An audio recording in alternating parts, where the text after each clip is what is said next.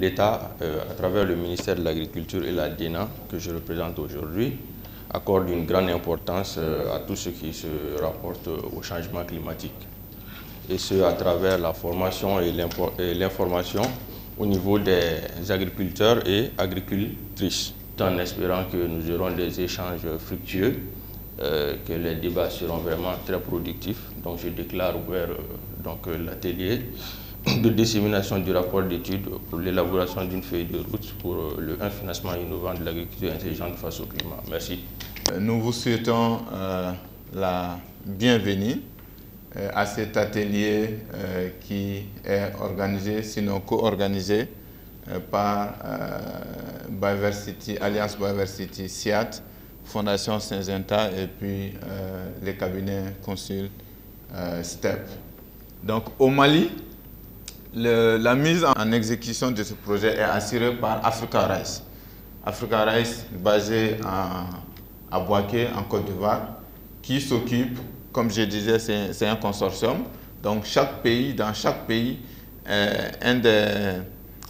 une des organisations s'occupe de la mise en place. Les objectifs de cet atelier sont multiples. Tout d'abord, nous souhaitons partager avec vous les points clés de l'étude. Ensuite, nous avons pour ambition de consolider les recommandations en tenant compte de vos retours, de vos commentaires et de vos partages d'expériences. Et enfin, dans les travaux de groupe, nous identifierons les mécanismes et stratégies, les parties prenantes pour la mise en œuvre des recommandations et exploiter les opportunités identifiées dans le rapport pour les filières de riz, les filières d'oignons et d'échalotes et les filières de pommes de terre. Donc, nous sommes heureux d'avoir les représentants des interprofessions avec nous aujourd'hui pour avoir un débat pertinent. 12 initiatives, dont 4 à l'échelle nationale qui ont été retenues. Voici ces initiatives selon les différentes zones. Pour le Mali, le riz, c'est un produit stratégique. Il fait l'objet d'une attention particulière en termes de politique publique. Il est perçu comme la principale denrée permettant d'atteindre la sécurité alimentaire et aussi d'améliorer les revenus des producteurs.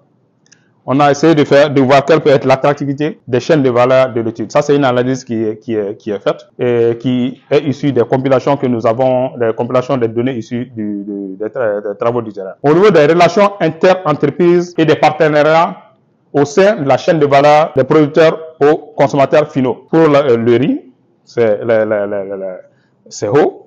L'échalote oignon, le niveau est moyen, ainsi que la pomme de terre. Nous avons Nutrivie qui produit de la viande végétale à base des joues de noix de cajou.